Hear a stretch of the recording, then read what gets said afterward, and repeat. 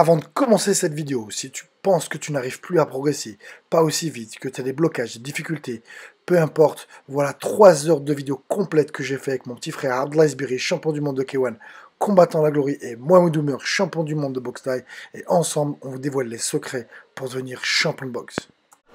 Ish les Warriors! Je suis Ali Karim, entraîneur de boxe Canada. Du Canada. Du Canada. Du Canada. Du Donc Canada. il va me faire un petit entraînement de comment on tient les pattes d'ours pour faire une leçon en boxe anglaise. C'est pas du tout le même travail que la boxe thaï ou le kickboxing. Eux ça va vite, faut être précis. On cherche pas forcément à mettre la puissance, mais à marquer ses poids. Donc c'est des niveaux complètement différents, des appuis différents et une façon de boxer, de travailler complètement différente. Et on va vous offrir ça maintenant. Donc reste avec nous, c'est parti, c'est maintenant!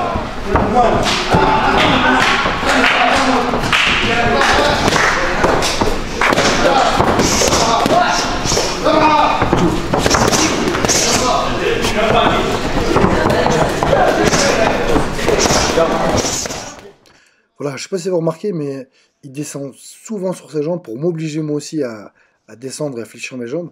Donc ça c'est très intéressant pour, voilà, pour le transfert poids de corps, pour avoir les jambes bien fléchies, avoir de bons appuis. En plus, après, une fois qu'il me fait boxer en bas, il me fait remonter tout de suite en haut. Donc là, il y aura vraiment un transfert de poids de corps, un travail de vivacité qu'il faut avoir. Donc il faut avoir de bons appuis et aller vite. Donc pour la vivacité, c'est juste génial. Vous allez voir que c'est pas si évident que ça. Donc j'ai vraiment trouvé ça super intéressant. Et ça, c'est quelque chose que maintenant, je vais essayer de le reproduire, hein, de le copier. Hein, c'est le but des voyages. Hein, voilà, on s'inspire, on prend. Voilà, donc là, je descends, je remonte en haut tout de suite. Donc voilà, c'est vraiment super intéressant. J'ai bien aimé ce genre de travail.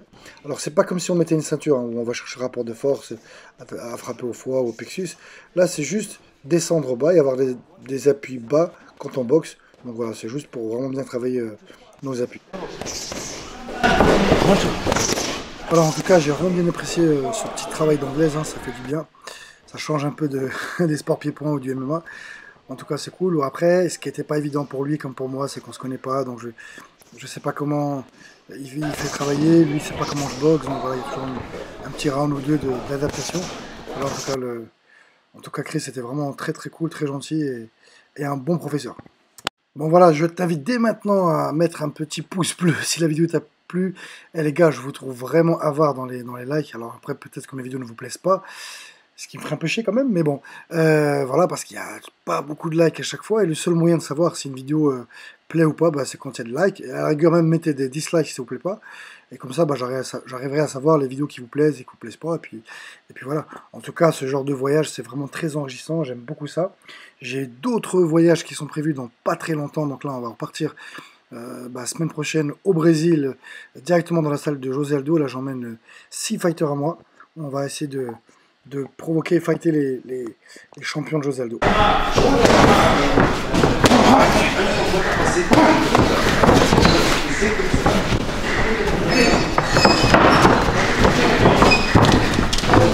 Ok. Voilà, là il va nous expliquer que maintenant, avant le système américain c'était à la mode et que tout le monde voulait travailler comme les Américains. Maintenant il y a le système russe qui est en train de prendre de l'ampleur, on va dire, et maintenant tout le monde cherche un petit peu à copier et à travailler comme les Russes. Donc la Russie est en train de monter en puissance. Moi, ce que je peux vous dire et témoigner, c'est que vraiment on n'a pas de mêmes appuis. Vous avez vu, ils mettent beaucoup de petits combinaisons, plein de petits coups, plein de travail. Donc le travail est vraiment différent. J'ai eu un peu de mal, donc je pense qu'il faudrait 2-3 séances pour s'adapter. Mais la manière qu'on me tient, il va en bas, il double et tout, c'est vraiment un travail que je vais reprendre. Voilà pourquoi il faut voyager, il faut ouvrir votre esprit à d'autres choses, à d'autres sports, à d'autres cultures, et vous allez que vous enrichir. Vous serez encore plus riche et meilleur. Je remercie Ali Karim. I wanted to say one thing. Whether you're doing MMA or Muay Thai or doing kickboxing, I read an article, I can't remember where I read it, is when you study boxing from an actual boxing coach, yes, and go back to your sport, that whatever you're doing doing Muay Thai, it will actually make you a better fighter. You know, because boxing is the head of all the sports. Yes, it's a pyramid, okay, right? The head of the pyramid. So if you're doing Muay Thai, if you're doing kickboxing, so they have the basic in kickboxing, the boxing, and you know you're doing amazing in your kickboxing. So you go to the boxing coach, get that knowledge, come back to your sport. You're gonna be an amazing fighter. Yeah. Okay. Merci beaucoup en tout cas. Merci beaucoup. Merci beaucoup. Yeah. Je pars à la rencontre de Bédouins qui vivent à la frontière du désert saoudien et qui vivent essentiellement de la vente donc du lait de dromadaire et de l'urine de dromadaire. Et justement, mon défi, ça sera de boire cette urine. Et en même temps, eh ben, nous verrons dans quelles conditions vivent des Bédouins dans le désert saoudien.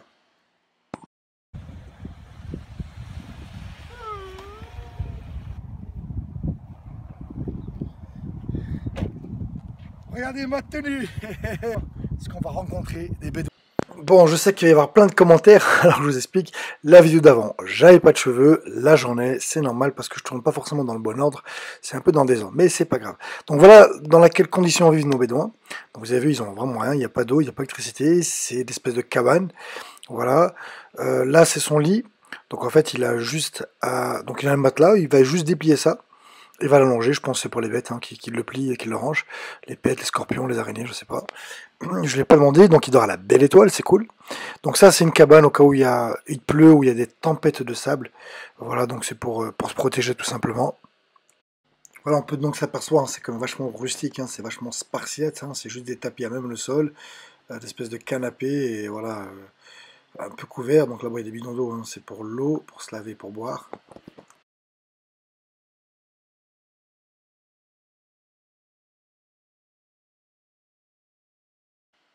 Et voici donc leur douche, hein, c'est une cabine.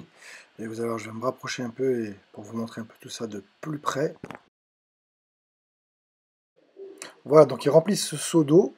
Voilà, ils ont une petite tasse, ils s'assoient là et ils se lavent, tout simplement. Voilà, vraiment à l'ancienne.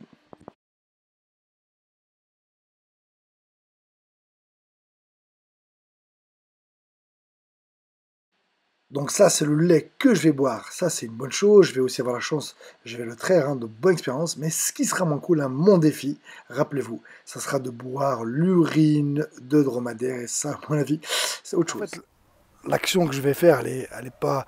Il n'y a rien d'extraordinaire non plus. C'est juste de l'urine de chameau, même si franchement, c'est pas très motivant. Surtout, ça sent très mauvais. Mais bon, voilà, je le fais parce qu'il y a un bienfait. C'est un bienfait pour la santé. Et je vous laisserai voir et je le mettrai sûrement en voix off. En tout cas, voilà, il y a un grand bienfait. Je fais ça et je fais ça aussi pour sortir de ma zone de confort. Voilà, je me lance des défis et je vais vous expliquer pourquoi il est important pour vous de sortir de votre zone de confort. Voilà. En fait, si vous regardez votre vie, vous êtes dans des routines constamment. Le problème, c'est qu'il y a des routines qui sont bonnes et des routines qui sont mauvaises. Mais on est trop habitué à son confort. On a du mal à sortir de sa zone de confort. Et pourquoi c'est important de sortir de sa zone de confort? Il faut vraiment qu'on s'habitue à sortir de sa zone de confort pour l'élargir. Et plus vous allez élargir votre zone de confort, et plus vous serez capable de faire des choses, et plus vous allez prendre confiance en vous et développer des capacités. Et plus vous allez avoir des capacités, plus vous aurez des super pouvoirs. Donc je le répète, c'est que dalle. C'est pas confortable de boire de la pisse de chameau, d'accord, de l'urine de chameau, mais c'est sortir de ma zone de confort. Parce que...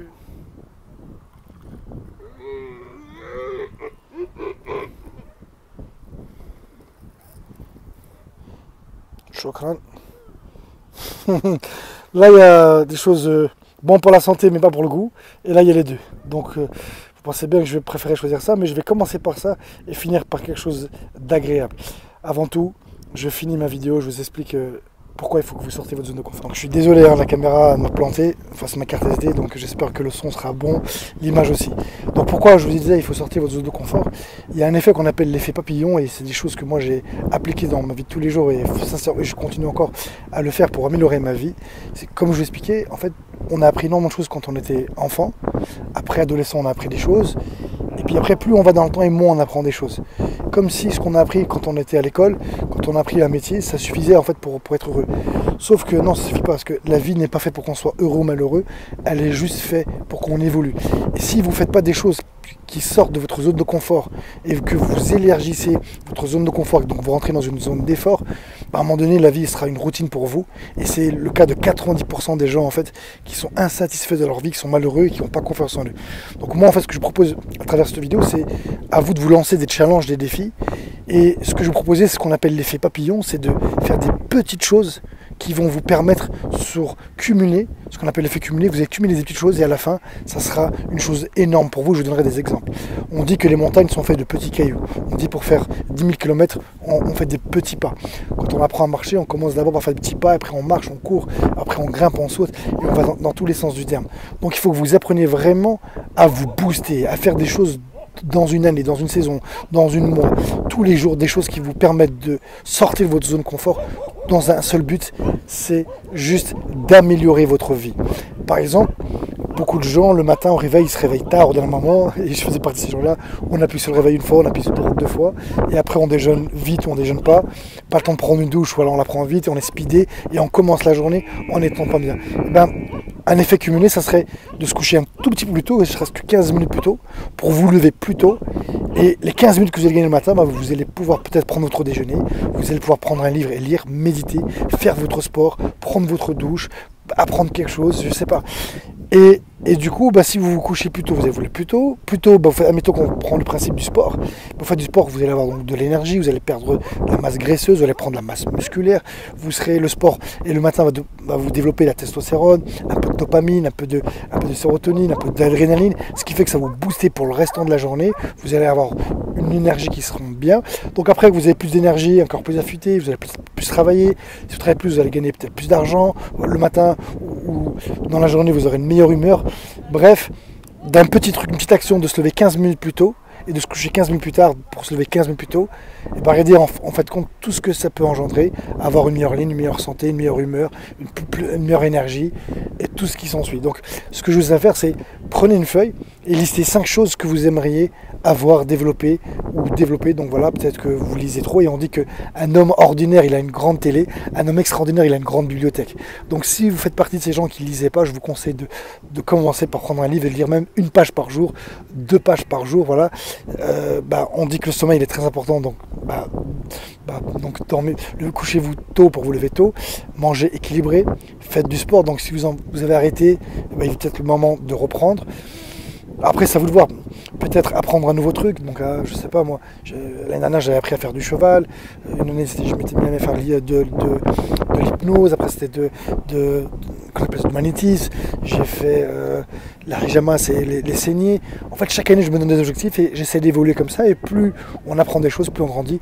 Et quoi qu'il arrive, c'est que pour jamais arriver ce qu'on appelle les plafonds de verre où on est coincé et où on stagne. Donc, pour être heureux, apprenez à élargir votre zone de confort, donc rentrez dans une zone d'effort, traversez l'effort et vous pouvez que réussir, et vous allez réussir. Et pensez, imaginez-vous que depuis 10 ans vous avez des efforts, comment vous serez aujourd'hui.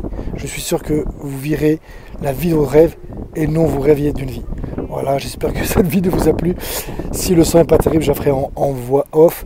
Et bien maintenant il est temps juste de boire ma pisse sur ma zone de confort. Je pense que je vais le boire d'un trait parce que plus je vais réfléchir. Alors un petit truc aussi, on dit que dans le cerveau, il y a un petit bug, et à un moment donné, plus on attend de prendre des décisions et plus on va se trouver des excuses pour pas le faire. Donc en fait, à un moment donné, quand le réveil sonne, en général on dit qu'on a 3 secondes, 5 secondes pour agir, après votre cerveau va vous donner des excuses. Donc là, pour pas que j'ai des excuses, en fait quand j'aurai fini de parler, vous verrez ça, je vais boire d'un coup, sinon je vais commencer à... Et plus je vais attendre, plus ça va être difficile. Et après, je vais passer pour une mouille. Je ne vais pas passer pour une mouille. Et voilà. Donc, action. Ah,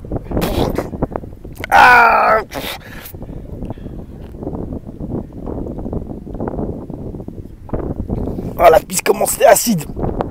Ah, j'ai encore le goût, c'est... Franchement, c'est plus un petit peu... Ah. Bon, voilà, j'ai fait ma zone de confort, et voilà.